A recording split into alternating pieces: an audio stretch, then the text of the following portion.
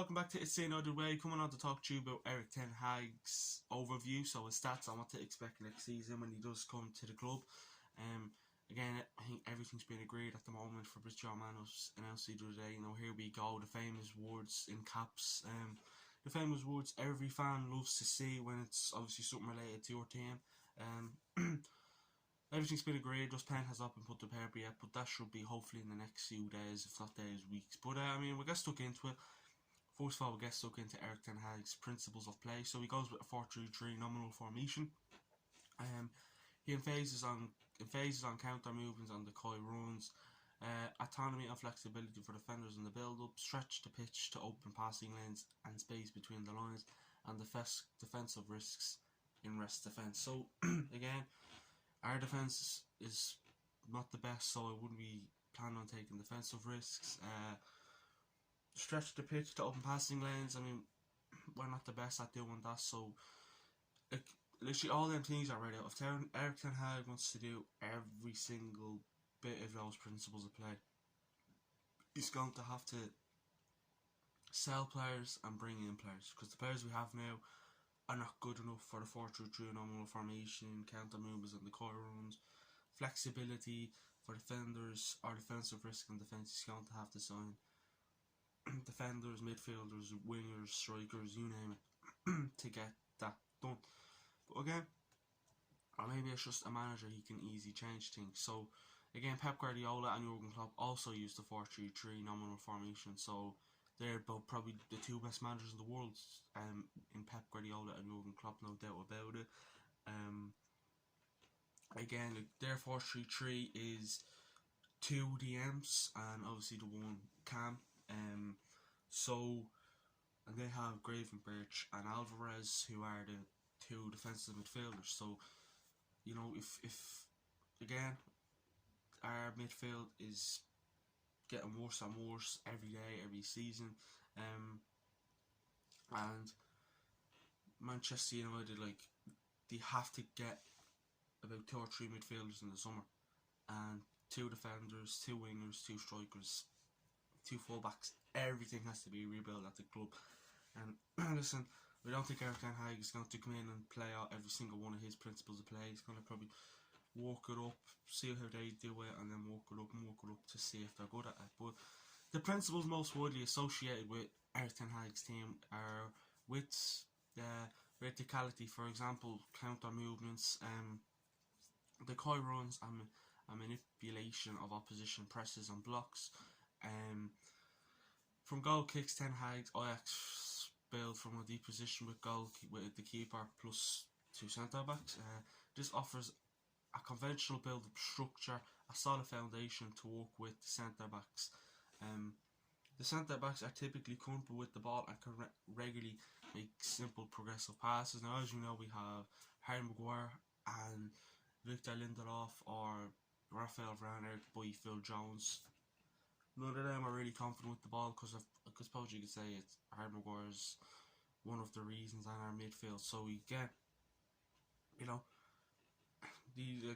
this allows them to build up. So it's like the goalkeeper short passes it, then it gets passed to the DM, and then it gets passed around the back, and then it just goes up.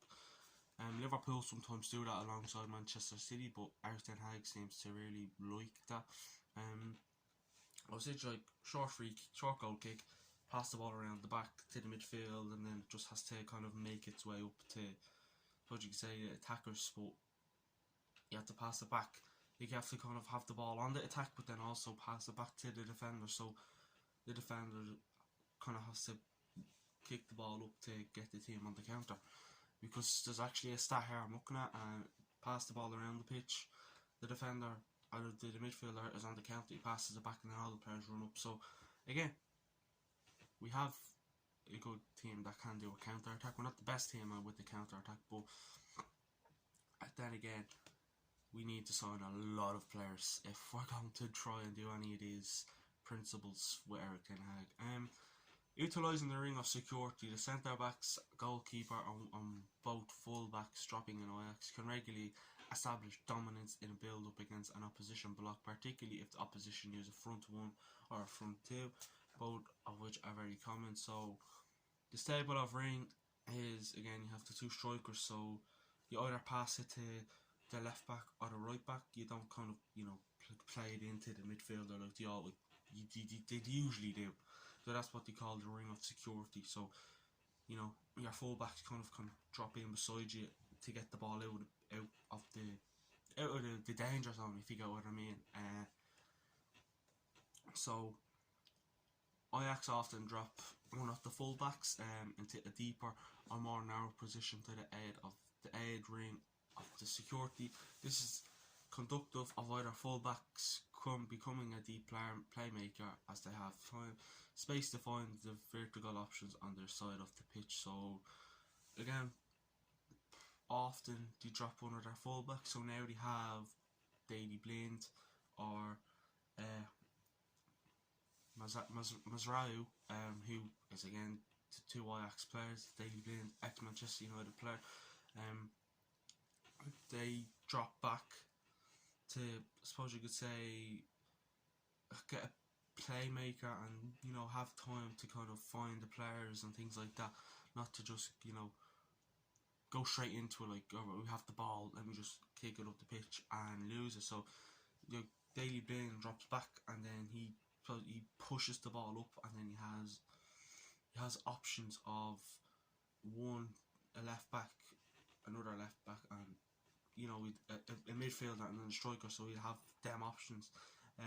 They're very strong, a progressive passer from the left half space. Ajax often progress through Daley Blind. So again, he's a defender, so he can kind of get the ball, he drops deep, and then he just kind of has options then. So the other team don't they have to kind of mark, but they don't know who to mark. So it's good. It's more like pressure. It's very much the same as how Pep uses his fullbacks in a 4-2-4 structure, deep, wide. It can make them more accessible against the front too. So again, they do the same. Short pass, Cancelo, and then they just go out. Cancelo usually actually does drop deep, so then they can kind of run out.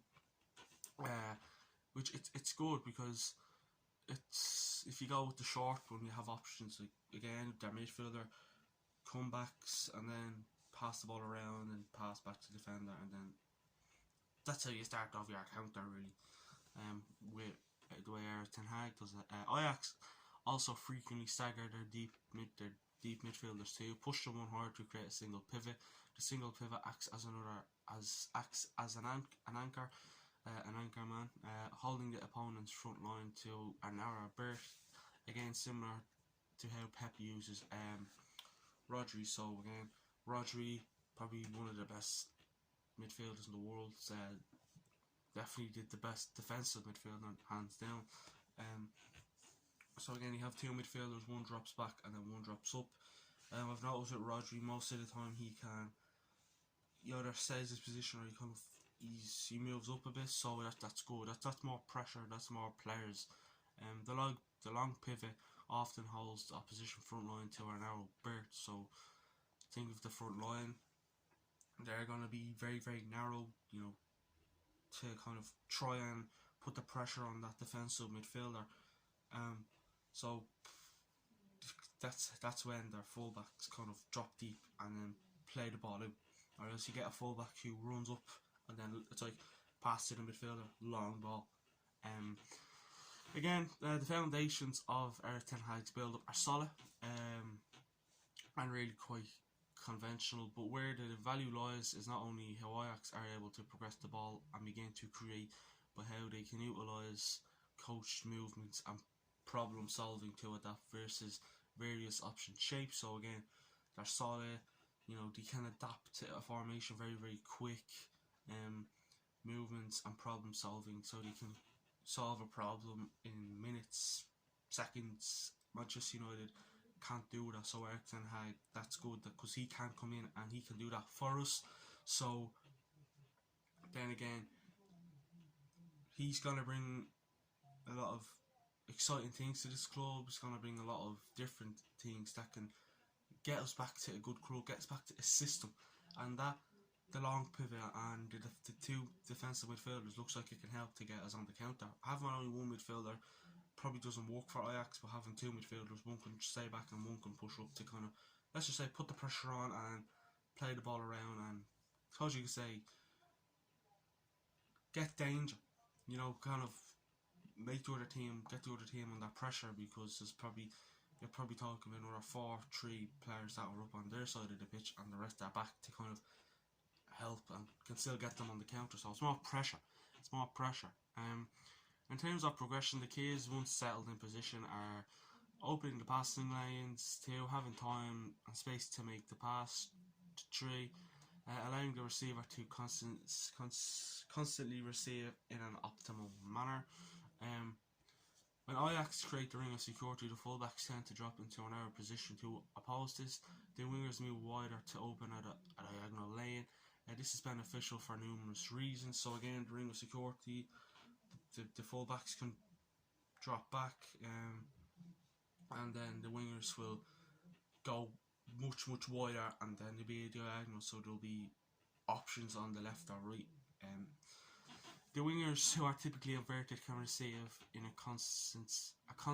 consistent manner back to a touchline pressure, which is conducive of cutting inside or making their go-to dribbles or actions. Again, for example, Anthony versus Mazraoui share a strong relationship with the right back, known when to leave the winger a 1v1, so again they know how to sort things out. Then Anthony is also a left-footed right winger, which is definitely a dangerous method of creating a chance. On the right back often remains deeper to leave Anthony in a 1v1, but also he overlaps at the kite to create more time and space. So again, you're looking at Anthony, he has the ball, saves under pressure, and then Mazraoui just comes around him, and then it gives Anthony an option to kind of run in or stay back. So it gives the players who are trying to take the ball off Anthony, you know, that it's like they're split. So that's the thing. The opposition block is stretched laterally, and from here Ajax can begin to distort and pick holes. Chance creation doesn't just occur on the final third. Distorting the block in early phases can generate chances downstream. So again, Manchester United don't create a lot of chances. I've watched Ajax over the years with Erik Ten Hag, and they definitely can and know how to create chances. Again, you know how to distort and to pick holes. The final third, and United aren't really good in the final third, so again, they have to work on that, and so does Erik Ten Hag. When posed problems in possession, Ajax begin to display their more complex principles. Their match against Dortmund is a good case study. Yeah, so they beat Dortmund 4-0. Don't forget the other one. Listen, Erik Ten Hag, I mean, you know, looking at his stats there, he seems to be a good manager, a good system. Again, we'll move back to Ajax utilise widths to stretch opposition blocks. So again, you know, Ajax use the more width to kind of say, you know, they have the ball, they're more pushing the players over to the left, and then there's a player free on the right side. This is an element of pragmatism to Ajax's play, particularly going forwards. They aren't rigidly set in a system that doesn't utilise the player's strengths. Rather they combine the principles with maximising their players' skill sets. Ajax often play so Anthony can again receive 1v1 in a deep or wide position. His distribution from here is excellent, particularly his in-swinging crosses. He also enjoys being in a 1v1 scenario, regardless of whether Mazraoui is overlapping or standing off. So again, Mazraoui could be standing off, if he's under pressure, or he can overlap to kind of get the ball in to the box. Like looking at Dortmund there when he did play them, Anthony was on the wing, and then, you know, Mazraoui was giving him an option, but you had two options. You could either pass it or give the ball in. So there was a gap definitely for the striker to put his head onto it. So he's and then that left foot as well can probably cause danger and go into the back of the net. But one of the fullbacks are often required to drop into the rest defence. To conclude this thread, it is important to discuss how Ten Hag can play with United's squad. To do this, profiling the players Ten Hag will use is one way forward. He is very tentative depiction of the players who fit the system perfectly. So he knows how to, definitely get this team back to at least some sort. So again, how Ten Hag could utilise at Manchester United, this is what we're all focused on. Again, this isn't to Marcus Rashford or Ahmad can't be a left winger or Diogo Dalot, but there are just players whose profiles are a very good fit at this exact moment in the exact structure Ten Hag is currently using. To summarise, Ten Hag's Ajax have displayed some very impressive principles of play. That doesn't necessarily mean United will play like Ajax. It doesn't mean that United will certainly play a 4-3-3. These principles of play are transferable, and if Ten Hag moves to United, we can expect a strong brand of possession-based football where the players have a high level of clarity in terms of their role and how to break down the opponents systematically as a team. So again, this team, it's like what you said, most of this kind of system wouldn't work with Marcus Rashford, Ahmad, they can't be a left winger, or Diogo Dalot can't be a right back, or Ronaldo, who was the striker. So again, the fullbacks come into it, pass it out to the fullbacks, and then give to the option of going ahead. But Diogo Dalot cannot be a right back. So I mean, there we go. There's Erik Ten Hag stats. This is what he does. This is how he plays. Brilliant manager. I mean, I honestly, I can't wait for him. Again, will Manchester United use a 4-3-3? Let me know, what formation do you think, Erik Ten Hag could maybe, use Manchester United? Could the Manchester United adapt to his formation quick? I mean, his Ajax team definitely can adapt to problems and definitely do well. Just watching here, Erik Ten Hag's win rate is 78%. So that's in the Eredivisie. So again, don't get me wrong, I wanted Ten Hag ever since Ole Gunnar Solskjaer got sacked. He did say, when Ole got sacked, when someone asked him, "Are you linked to my no job?" He says, not at the moment, but I want to wait till the summer. Yeah, everybody, that's been Erik Ten Hag's overview. His stats at Ajax and what we can expect from him next season when he does arrive to the club.